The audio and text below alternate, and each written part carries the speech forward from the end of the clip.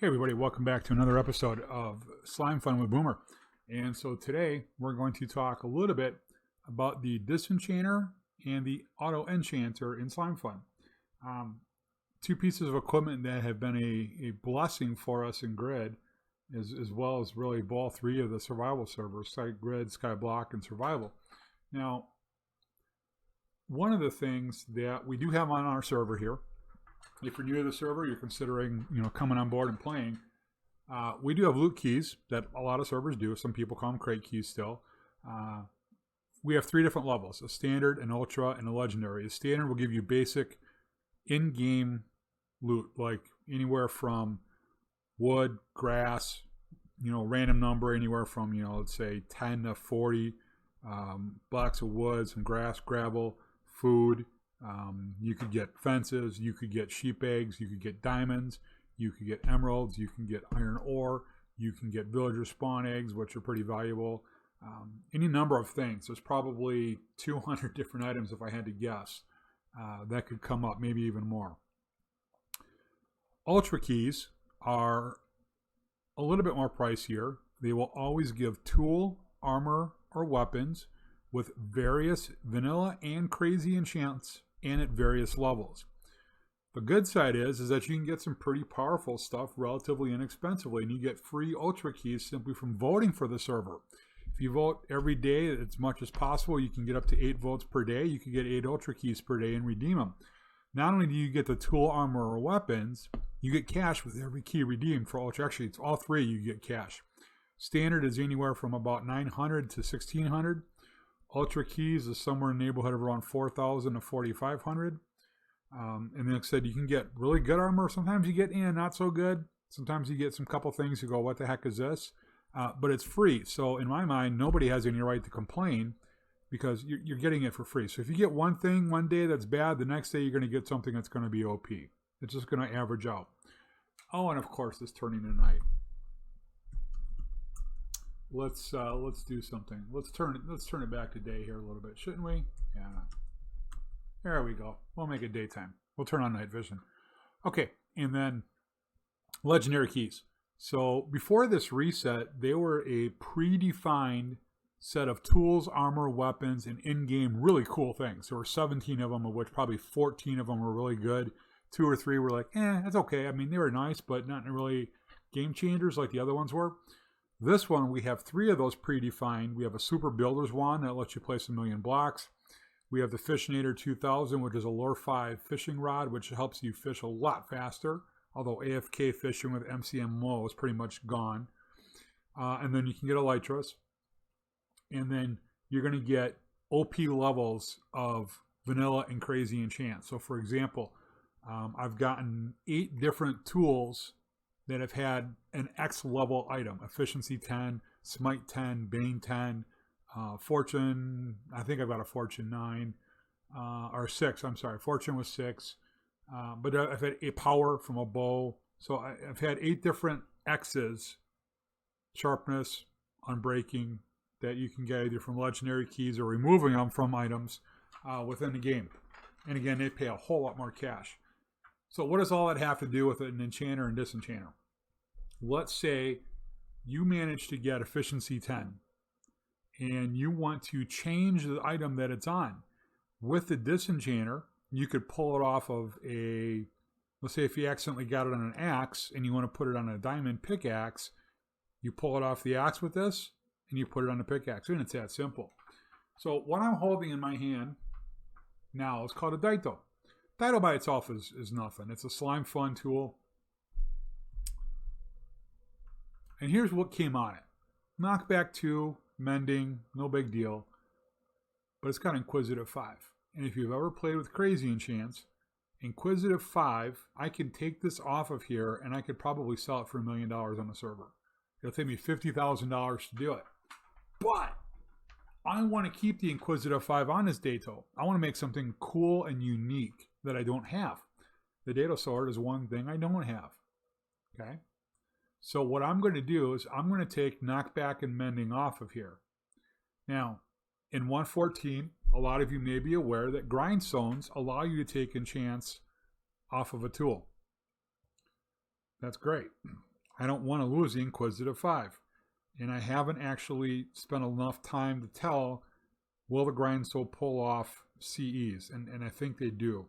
I'm not sure if that's intentional or not. You know what? Let's just take a quick look. Do I even have a Grindstone over here still? I did, but apparently I've moved it. Yep. That's okay. We'll come back to that later. So what I want to do is I want to get the vanilla off of here, and I want to keep the Inquisitive 5. Normally, if the CEs were working right, I could use the Grindstone and it would take off the knockback and the mending. Or we also have, again, we have that Fortune X that's available. Through the unlucky blocks, if you were to get Brian, the mob Brian, he's just simply just a powerful zombie. You kill him, and if he were to drop his axe, on that axe is Fortune 10. Okay? If I want to get it off of there, what I have to do is I have to go into a Disenchanter, and I left something in there. And I'm going to put the tool in a book in here. What's going to happen is the Disenchanter is going to pull the vanilla enchants off the tool, and it's going to leave the crazy enchants. So I wanted to leave this Daito with the Inquisitive 5. If I wanted to simply move the Inquisitive to a diamond or one of the more powerful Slimefun swords, I would simply use a black scroll out of crazy enchants for $50,000 on a server, pull it off, and then add it right back on. Real cheap, real easy. It's $1 million book. But I want to keep the Inquisitive 5 on a Daito, so I'm going to pull the knockback and mending off. So here's what I do. I simply grab it with the book, or if I were trying to get the Fortune X off of the zombie's tool, you put a regular vanilla book in with the tool, and the auto disenchanter, it does have to be powered, Slimefun powered, and it will start to do this countdown. Now, could it simply just go boom and be done? Yeah, it could, but it doesn't want to. It wants to make you wait a little bit. The more enchants, the more complex, the longer it takes. I've had tools take about 6.5 minutes. So the durability on there, that's just simply a count up, something they added to the game to make it more, I don't know what. Corkscrew through the eyeball? I don't know. I don't understand why there's a delay. This should be relatively instantaneous. If the Grindstone can do it, Slimefun guys, can we get that here too, please? Because it'll be nice. So a couple of things that I've already done. We'll let that go. No, where is it? Here we go. So I've got a lot of powerful tools sitting here that I'm going to play around with. So if you look at this, the demoniac pickaxes. What I have on here kind of sucks, right? Fortune 3, no big deal. And Breaking 3 with Slimefun is no big deal. The Haste 2 is okay. We can get Haste 3. But I would rather take something... Where do we have it here? So, okay, Experience 3, Haste 3, very good CEs. I would leave the Silk Touch I would want. But I can't take Silk Touch and Efficiency and Unbreaking off. I take all of them or none. So in this case, I would remove all three and probably put Silk Touch back on its own. But I've got stored Efficiency 10s. I got a couple Efficiency 10s I'm going to put on there. So what if that Efficiency 10 has an Unbreaking 2? Well, there's also an Unbreaking 10 and there's an Unbreaking 255. I can come back, put on the Efficiency 10 with the Unbreaking 2, and then come back with my Unbreaking 255. Then I could add Mending. Then I could add Silk Touch if I wanted. Then I could add Haste 3, Efficiency 3, Experience 3. Or not Efficiency 3, I'm sorry. Haste 3, Experience 3. And then maybe I would put Hellforged CE on there to how to recharge a pig as it's being used.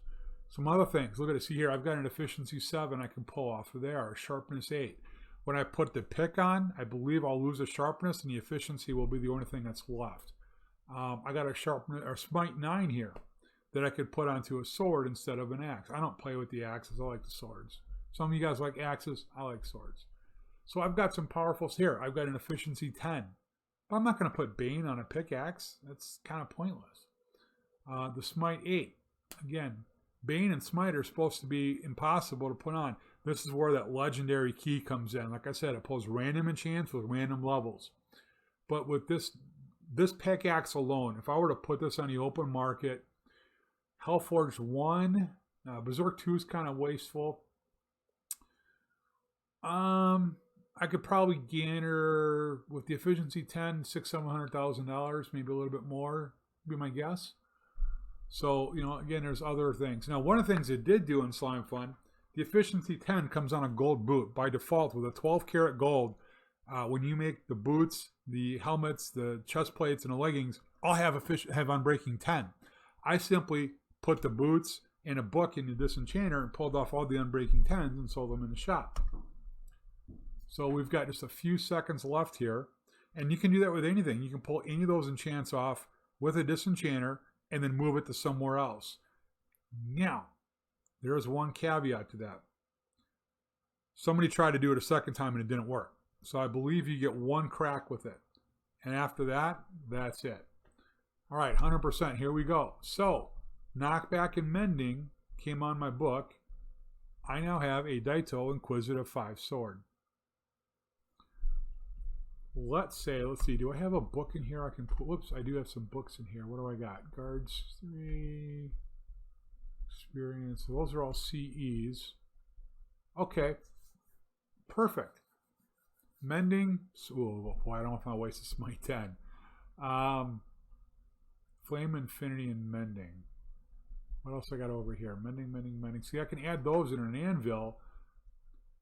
Problem with adding them in an anvil, if I've got sharpness 10 on here and I want to put mending on in an anvil, you know what happens when that sword comes out of the anvil? It's now sharp 5 because it's a maximum vanilla. So you would have to use the Enchanter to keep that 10 on there. So let's see, do we have one that we can pull that I don't really... Yeah, because I can... Well... Flame and... See, I'm saving that for the bow. Well, I'll tell you what. We're going to go ahead and do it. We're going to put the mending on here by itself. So in this case, I'm going to come over to the... Oh, wait a minute. What do I got in here? Okay. Well, those are all the ones I got to take the unbreaking off of yet. So in this case, I'm going to put my Daito sword in there. Oh, the heck with it. Just put mending in there. And now this one will take a minute 12, minute 13. This won't take as long as I'm not putting as much onto it. So this allows you to bypass the vanilla limitations of anvils. Whatever the highest vanilla level is, if you have a tool or an enchantment on that tool that's higher than vanilla, if you try to put mending or a crazy enchant, so not a crazy enchant, if you try to put mending or another enchantment that's vanilla on there, it will reduce any enchantments above the vanilla levels down to the maximum vanilla level. So like I said, a sharpness 10 now becomes sharp 5. Fortune 10 becomes fortune 3. Bane 10 becomes Bane 4 or 5. Smite 10 becomes Smite 5. Power 10 becomes Power 5. Power 2. No, Power 5, sorry. Punch is 2. So a Punch 10 would become a Punch 2. So you do have to plan and think about what logical order do I need to put these on to maintain the maximum level of enchants. So I'll give you an example here. This was one of my ultimate armor that I put into for the mob arena. The other 3 actually ended up breaking after about 7 minutes in the mob arena, even with unbreaking 255. You can see what's on here. This is something you'd never be able to craft in vanilla. This should have lasted a lot longer than it did, even with the Hellforged on there. And all of my tools and weapons were so OP'd. And I only got about 7 minutes in our mob arena before 3 of them finally broke. This one I managed to save with about 30 durability left and recharge it. So I'm in the process of rebuilding up an army of tools so I can get my new books to make it. So here we go. So now I have Mending 5 with the Inquisitive. So had I put this into a vanilla anvil and tried to put mending on it, it might have worked, but I just wanted to show you how the Enchanter works. So again, if you manage to catch the the looting 10 or the fortune 10, take the item in an empty book, put it in the Disenchanter, take that book, put the tool you want, put that into the Enchanter, and this is how I got Excalibur. So Fire Aspect 5, Looting 10, Sharpness 10, Unbreaking 10. and then I added those 3 crazy enchants after the fact. If I were to put this thing into the Disenchanter, it would pull the Fire 5, Looting 10, all 5 vanilla enchants onto one book, which would be very disappointing because I really like having it on this sword. I don't want to take those off. So hopefully that's answered your question or questions about the enchanters and disenchanters. Should you have another one I didn't cover? You want to know more? If I screwed up and said something wrong, hey, call me on it. I'm fine with it. Leave a comment below. Again, I thank you guys for watching. I really appreciate it. Just remember, when you're on grid or survival, in or out of Slimefun, you got to go boomer or you got to go home. We'll see you later.